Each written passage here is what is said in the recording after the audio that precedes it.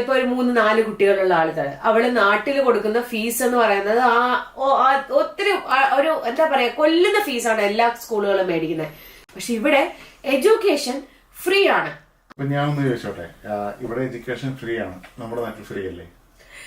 ഈ grammar school എന്ന് പറയുന്ന ഒരു ഓപ്ഷൻ കൂടുതലും യൂസ് ചെയ്യുന്നത് ഇന്ത്യൻസ് ആണ്. അതാണ് നമ്മള് ഇന്ത്യൻ പാരന്റ്സ് നമ്മുടെ കുട്ടികൾ എപ്പോഴും ടോപ്പായിട്ട് നിൽക്കണം എന്നുള്ളൊരു ഒരു ചിന്തയുള്ള ആളുകളാണ് അല്ലെ.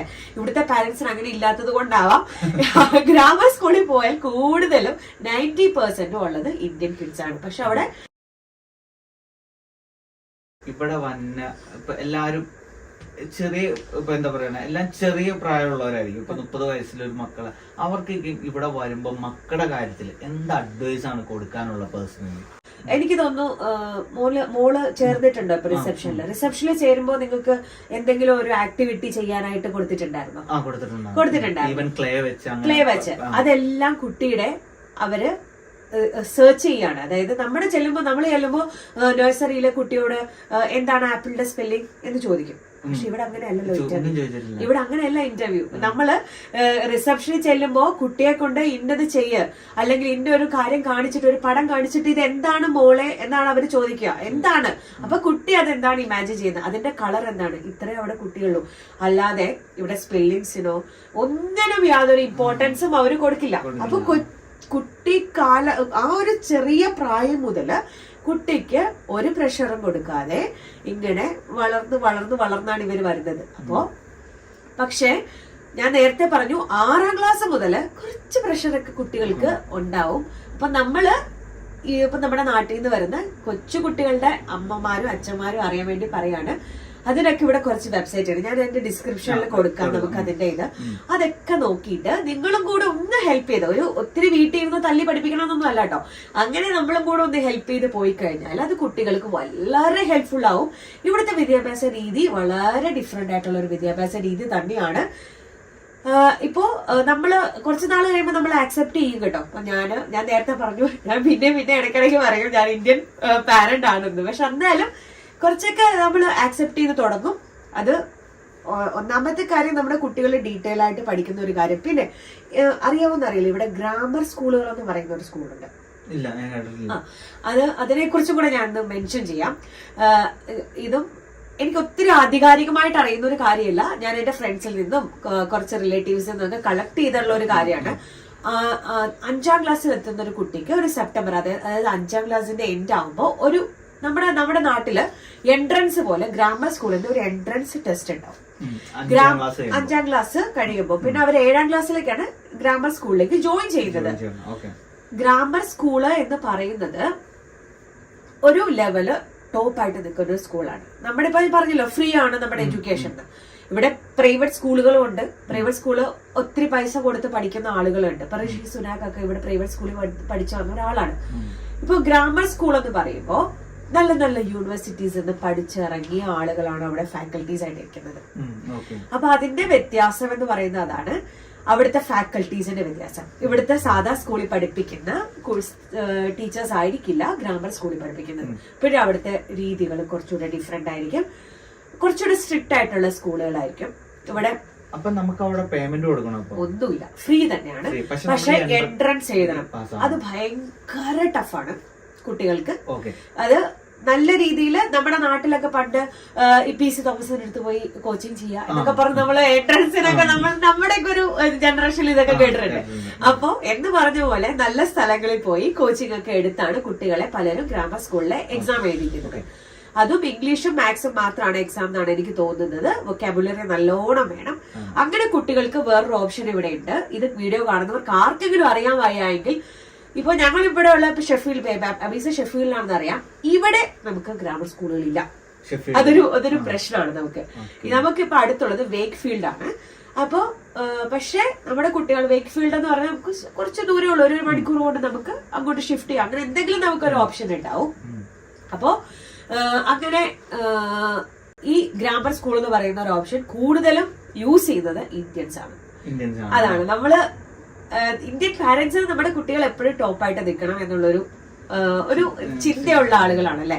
ഇവിടുത്തെ പാരന്റ്സിന് അങ്ങനെ ഇല്ലാത്തത് കൊണ്ടാവാം ഗ്രാമർ സ്കൂളിൽ പോയാൽ കൂടുതലും 90% ഉള്ളത് ഇന്ത്യൻ കിഡ്സ് ആണ്. പക്ഷെ അവിടെ കിട്ടുക എന്ന് പറയുന്ന വളരെ ബുദ്ധിമുട്ടുള്ള കാര്യവുമാണ്. കിട്ടിക്കഴിഞ്ഞാൽ അത്രയും നല്ലൊരു വിദ്യാഭ്യാസം ആയിരിക്കും. അതിനുള്ള ക്വാളിഫിക്കേഷൻ ഇവിടുത്തെ 5ാം ക്ലാസ്സിന്റെ എൻഡിങ്ങിലാണ് അതിന്റെ എൻട്രൻസ് എക്സാം എന്നാണ് എനിക്ക് ഒരു അതാണ് കറക്റ്റ്. 5ാം ക്ലാസ്സിന്റെ എൻഡിങ്ങിൽ ഒരു എൻട്രൻസ് എക്സാം ഉണ്ട്. ആ എൻട്രൻസ് എക്സാം പാസ്സാവുക എന്നുള്ളതാണ്.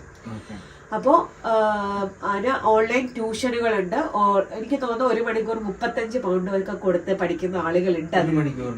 വളരെ കുറഞ്ഞൊരു ഫീസാണ് കേട്ടോ അത്. അപ്പോ അങ്ങനെ പഠിപ്പിക്കുന്ന ആളുകളുണ്ട്. അപ്പോ എന്തായാലും അതൊരു നല്ലൊരു ഓപ്ഷനാണ്. ഇത് കാണുന്ന ആർക്കെങ്കിലും അതിനെക്കുറിച്ച് അറിയില്ലെങ്കിൽ സെർച്ച് ചെയ്യുക. കുട്ടികൾ 4ാം ക്ലാസ്സിലോ 3ാം ക്ലാസ്സിലോ ഒക്കെ ആകുമ്പോൾ മുതൽ അതിനുള്ള എൻട്രൻസുകൾ നമുക്ക് പഠിക്കാൻ തുടങ്ങാം. കുട്ടികളെ പക്ഷെ പിള്ളേർക്ക് അങ്ങനെ വലിയൊരു പ്രശ്നമോട് സ്കൂളിൽ അവർക്ക് നമ്മുടെ നാട്ടിലെ പോലെ പ്രശ്നങ്ങളൊന്നുമില്ലല്ലോ. കിട്ടുവാണെങ്കിൽ വളരെ നല്ലൊരു കാര്യമാണ് കേട്ടോ. എല്ലാവരും പറ്റുന്നവരൊക്കെ ചൂസ് ചെയ്യണമെന്നേ ഞാൻ പറയുള്ളൂ. അപ്പോ അത് എന്റെ ഒരു പേഴ്സണൽ അഭിപ്രായമാണ്. ഇപ്പൊ നമ്മൾ ഇവിടുത്തെ എഡ്യൂക്കേഷന്റെ കാര്യങ്ങളെല്ലാം പറഞ്ഞല്ലോ. ഇപ്പം സത്യം പറഞ്ഞാൽ പല മലയാളി പേരൻസിന് ഫേസ് ചെയ്യുന്ന ഒരു പ്രശ്നമാണ് മക്കളെ സ്കൂളിൽ വിടുമ്പോൾ. കാരണം നമുക്കറിയാം നമുക്കിവിടെ റൂം റെന്റ് എല്ലാം ഹൈ ആണ്. അപ്പൊ ചില സിറ്റുവേഷനിൽ വരുമ്പോൾ മക്കളെ ലീവ് എടുക്കേണ്ടി വരും. അപ്പം ഇവിടുത്തെ അറ്റൻഡൻസിന്റെ ഇമ്പോർട്ടൻസിനെ പറ്റി ഒന്ന് പറയാമോ? ഭയങ്കര ഇമ്പോർട്ടന്റ് ആയിട്ടുള്ളൊരു കാര്യമാണ് അറ്റൻഡൻസ്. കാരണം അറ്റൻഡൻസ് ക്ലിയർ ആയിട്ട് എത്രയോ 80% മറ്റേ താഴെയാണെങ്കിൽ അത് പിന്നെ നമുക്ക് വീട്ടിലേക്ക് അതിന്റെ ലെറ്റർ വരും. നിങ്ങളുടെ കുട്ടിക്ക് ഇത്രയാണ് അറ്റൻഡൻസ് വന്നിരിക്കുന്നത്, അല്ലെങ്കിൽ മെയിൽ വരും. നിങ്ങൾ അത് ശ്രദ്ധിക്കേണ്ട കാര്യമാണ്. നിങ്ങൾ ഉറപ്പായിട്ടും 80% ഒരിക്കലും കുട്ടികളെ അറ്റൻഡൻസിന്റെ ഒരാഴ്ചയിൽ കൂടുതൽ, അതായത് 5 ദിവസത്തിൽ കൂടുതൽ ഒരുമിച്ച് നമ്മൾ ലീവ് എടുപ്പിക്കാൻ പാടില്ല. അത് ചെയ്തു കഴിഞ്ഞാൽ നമുക്ക് ഫൈൻ വരാനുള്ള ചാൻസ് ഉണ്ട്. അതായത് നമ്മൾ നാട്ടിൽ പോകുമ്പോൾ നമുക്ക് അതും ഒരു പാരന്റിനല്ല വരുന്നത്, 2 പേർക്ക് വരും. പാരന്റ്സിന്, അച്ഛനും അമ്മയ്ക്കും ഫൈൻ. അതായത് ഇപ്പൊ ഒരു ഫൈൻ വരുമ്പോ ഇപ്പൊ ഒരു സപ്പോസ് 500 എന്ന് വെച്ചോ, ഇപ്പൊ ഫാദറിന് ഒരു 500, 500 അല്ല 60 ആണ് ഇവിടെ. ഇപ്പൊ നമ്മുടെ അത് ഓരോ ഏരിയ അനുസരിച്ചാണ് കേട്ടോ. ഇപ്പൊ വേറൊരു സ്ഥലത്താണെങ്കിൽ ചിലപ്പോൾ അതിന്റെ എമൗണ്ട് ഡിഫറെന്റ് ആയിരിക്കും. ഞങ്ങളുടെ ഏരിയയെ സംബന്ധിച്ച് അത് 60 ആണ് വരുന്നത്. ഒരാഴ്ച കുട്ടി സ്കൂളിൽ പോയില്ല എങ്കിൽ പാരന്റിന്, അതായത് അച്ഛന് 60 പൗണ്ടും അമ്മയ്ക്ക് 60 പൗണ്ടുമാണ് വരുന്നത്. അപ്പൊ 120 പൗണ്ട് നമ്മൾ ഫൈനായിട്ട് കൊടുക്കേണ്ടി വരും. പിന്നെ ഇൻ കേസ് അതല്ല എങ്കിൽ പിന്നെ അതിലും താഴെയാണ് നമ്മുടെ കുട്ടിയുടെ അറ്റൻഡൻസ് എങ്കിൽ അത് പോലീസ് കേസിലേക്കും കൗൺസിൽ അറിയിക്കുന്ന ഒരു ഇതിലേക്കും ഒക്കെ വരുന്നതാണ്. അങ്ങനെയാണ് അതിന്റെ ഒരു പ്രോസസ്സ് പോകുന്നത്. അത് എല്ലാവരും ശ്രദ്ധിക്കേണ്ട ഒരു കാര്യമാണ്. ഇവിടെ കുറച്ച് നല്ല തണുപ്പൊക്കെ വരുമ്പോൾ നമുക്കും തോന്നും അയ്യോ ഇന്ന് കുട്ടിയെ വീട്ടിൽ വിടണം, നമുക്ക് തന്നെ മടിയാവും അയ്യോ ഇന്ന് വിടണ്ടെന്നൊക്കെ. പക്ഷെ അതൊരിക്കലും ചെയ്യാൻ പാടില്ലാത്തൊരു കാര്യമാണ്. കാരണം അത് എല്ലാ പാരന്റ്സും പുതിയതായിട്ട് വരുന്ന പാരന്റ്സിനോടുള്ള റിക്വസ്റ്റ് ആണ്, നിങ്ങൾ എല്ലാവരും അത് കറക്റ്റായിട്ട് ശ്രദ്ധിക്കണം. പിന്നെ കുട്ടികളെ ഒരു കാരണവശാലും എന്തെങ്കിലും ഒരു പാട് നമ്മുടെ അതിന്റെ കൂടെ ഞാൻ ആഡ് ചെയ്യായിരുന്നു കേട്ടോ. എന്തെങ്കിലും ഒരു പാട് നമ്മുടെ കുട്ടികളുടെ കുരുത്തക്കേടുകളൊക്കെ കൊണ്ട് നമ്മൾ ഒരു അടിയൊക്കെ കൊടുക്കുക സ്വാഭാവികമാണ്. അപ്പോ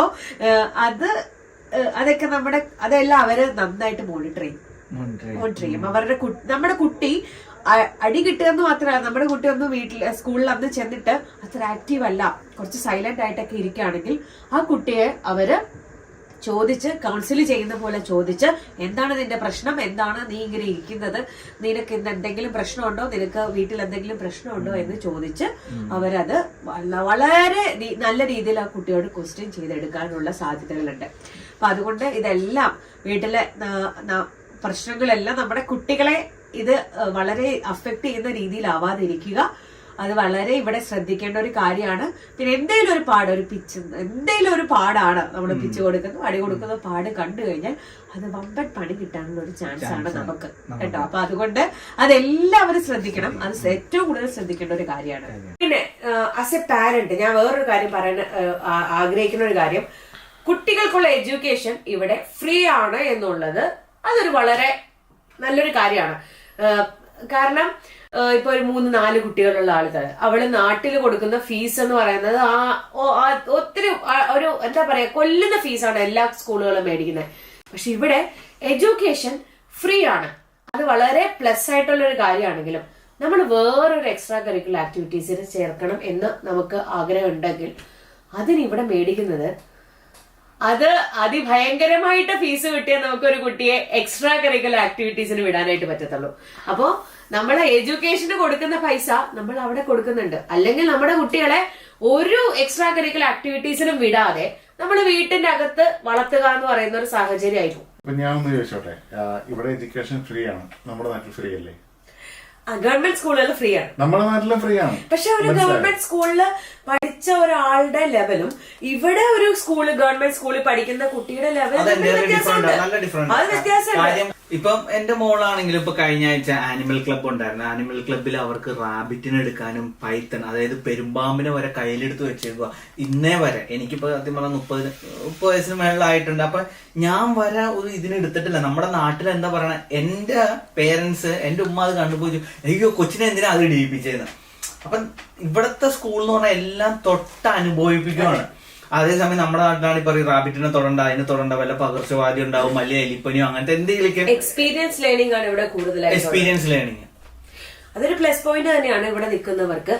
എന്തായാലും ഈ ഒരു ചെറിയ വീഡിയോ കൊണ്ട് നിങ്ങൾക്ക് എന്തെങ്കിലും ഒരു ഉപകാരമായെങ്കിൽ താഴെ കമന്റ് ചെയ്യുക, അല്ലെ?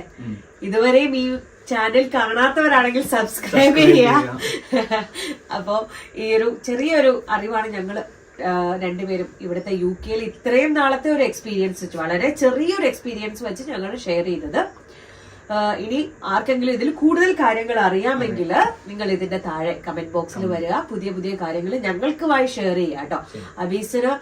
അബീസിന് കുറെ വീഡിയോസ് ചെയ്ത് പരിചയമുള്ള ഒരാളാണ്. അതിൽ നിന്നാണ് അബീസ് പറഞ്ഞ കുറെ കാര്യങ്ങൾ.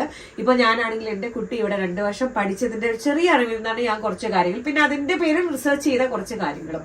അപ്പോൾ എന്തായാലും ഇതൊരു എല്ലാവർക്കും ഉപകാരപ്രദമായിട്ടുള്ള ഒരു വീഡിയോ ആണ് എന്ന് പ്രതീക്ഷിക്കുന്നു. നിങ്ങളുടെ ഫ്രണ്ട്സും ആരെങ്കിലും ഒക്കെ ഉണ്ടെങ്കിൽ നിങ്ങൾ ഷെയർ ചെയ്ത് കൊടുക്കുക.